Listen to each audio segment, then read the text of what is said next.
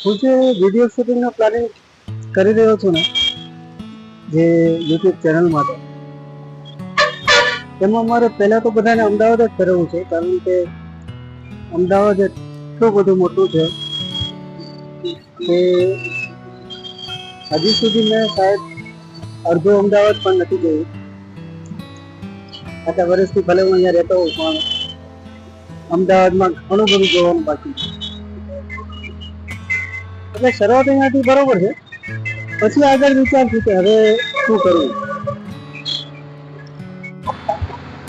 અત્યારે આજે એકચ્યુઅલી એવું થયું કે શૂટિંગનો પ્લાન તો હતો, પણ આની જે પેલી સ્ટિક હોય છે ને, એ સ્ટિક હું ઘરે ભૂલી ગયો. એટલે અત્યારે મારે કેમેરો હાથમાં રાખીને શૂટિંગ કરવું પડે છે. બટ ખરેખર હવે કાલથી મારે યાદ રાખવું પડશે, સ્ટિકને આની સાથે રોજે રોજ સાથે રાખવી જરૂરી છે, કારણ કે એનાથી બહુ ઈઝી પડે છે, શૂટિંગ બહુ સહેલું પડે છે. અત્યારે આ કેમેરો પકડવાનું ફાવે નહીં આવી રીતે, કારણ કે આપણું ધ્યાન કેમેરામાં રહે અને હાથ એમાં બિઝી રહે ને, એટલે એ મજા ના આવે. ચલો હવે આઈટીસી હોટલ ને ફરીથી એકવાર જોઈ લઈએ. હા હા, શું વાત છે. This is ITC Hotel of Ahmedabad.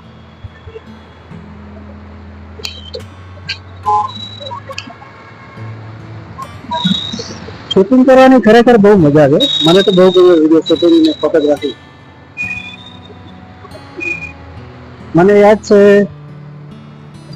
કે બાપુજીએ મને કીધું હતું, મારા પપ્પાએ, તમને ક્યાંક ગુજરાત સમાચારમાં જાહેરાત જોઈ હતી, કંઈક ફોટોગ્રાફીને લગતી જાહેરાત હતી કોર્સની. એટલે બાપુજીએ મને પૂછ્યું કે બેટા તારે આ કોર્સ કરવો છે ફોટોગ્રાફીનો? અને મને યાદ છે મેં તરત જ હા પાડી દીધી હતી, અને મેં ગુજરાત કોલેજમાં એનો કોર્સ કર્યો, ફોટોગ્રાફી, વિડીયોગ્રાફી વગેરે. ના, વિડીયોગ્રાફી તો મને યાદ છે, મેં મશર એન્ડ કંપની કરીને સમથિંગ છે અમદાવાદમાં, મશર, યસ, એમાં કરેલું છે વિડીયો શૂટિંગ. ત્યારે તો વિડીયો શૂટિંગનું પણ કર્યું. એમાં મેં કોર્સ કર્યો તો TV repairing, radio, tape, TV repairing જે હોય ને, એનો કોર્સ કર્યો તમે. મશર એન્ડ કંપની, બરોબર, એના સર્ટિફિકેટ્સ પણ છે આપણી પાસે. અને વિડીયોગ્રાફી અને ફોટોગ્રાફી એ ગુજરાત કોલેજમાંથી, બરોબર. અને વિડીયો શૂટિંગ કરવાની એક ખરેખર મજા છે. અલગ અલગ એંગલમાં શૂટિંગ કરવું, અલગ અલગ લાઇટિંગ્સની ઇફેક્ટ એમાં નાખવી, એમાં એડિટિંગ કરવું, સ્પીચ અને મ્યુઝિક ગોઠવવું, એ બધી એક મજાની વાત છે. વિડીયો શૂટિંગ કરવાની તો મજા છે જ, પણ સાથે સાથે પછી એનું જયારે એડિટિંગ કરીએ ને, ત્યારે પણ બહુ મજા આવે. હવે આપણે જઈ રહ્યા છીએ શિવરંજની તરફ. શિવરંજની એક ખૂબ જ ફેમસ જગ્યા છે અમદાવાદની, શિવરંજની 4 રસ્તા કહેવાય છે. અને શિવરંજની 4 રસ્તામાં ઘણી બધી મોટી મોટી દુકાનો છે જોવા જેવી. અને ગોલ્ડ ખરીદવા માટે બહુ જ ફેમસ છે એબીસી જ્વેલર્સ. ઘણા બધા જ્વેલર્સના શોરૂમ છે બધી સારા સારા. અને મને યાદ છે કે એકવાર મેં સીઆઈડીમાં પણ આ એરિયા જોયો હતો. એમાં અભિજીત ને દયા ને એ લોકો અહીંયા શૂટિંગ કરે છે. એક એપિસોડમાં મેં આ જગ્યા જોઈ હતી. હા, મજા આવી ગઈ. શૂટિંગ કરવાની આખી મજા જ અલગ છે ખરેખર.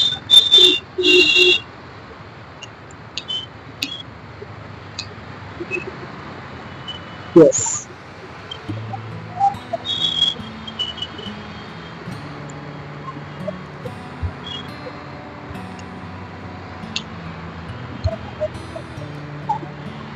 અત્યારે મેં આડી ફ્રેમ એટલે કરી નાખી કે ઊભી ફ્રેમમાં જે શૂટિંગ કરીએ ને એ આપણે મોબાઈલમાં જોવા માટે ઠીક છે, પણ આપણે ટીવીમાં જોવું હોય તો આપણે આડી ફ્રેમમાં શૂટિંગ કરવું પડે, એ જરૂરી છે. નહીં તો ઊભી ફ્રેમ વાળું જે છે એ ટીવીમાં સરખું દેખાય નહીં, એટલે મજા ના આવે.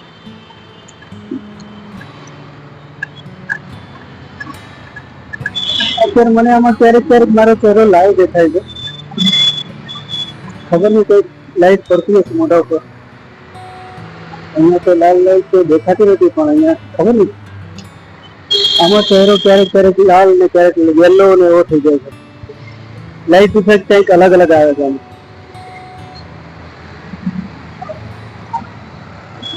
ખેર, હવે તમે એક વાત મને કમેન્ટમાં બતાવી દો કે આ મિસ્ટર ઇન્ડિયા જેવી ટોપી મને કેવી લાગે છે. મને તો ભાઈ આ લુક મારો ખૂબ જ ગમે છે, અને હવે નેક્સ્ટ મૂછ પણ રાખવાનો છું. અત્યારે મેં મૂછ કાઢી નાખી તો મને ઘણા બધા લોકો કમેન્ટ કરી કે તમને મૂછ ખૂબ સરસ લાગે છે. તો ભાઈ સૌનું માન રાખવા માટે હવેથી મારે ફરીથી ક્યારેક ક્યારેક વચ્ચે વચ્ચે મૂછ રાખીશ. જો અત્યારે મિસ્ટર ઇન્ડિયા જેવો લાલ લાલ ચહેરો થઈ ગયો. અચ્છા, ઓકે ઓકે, સમજી ગયો.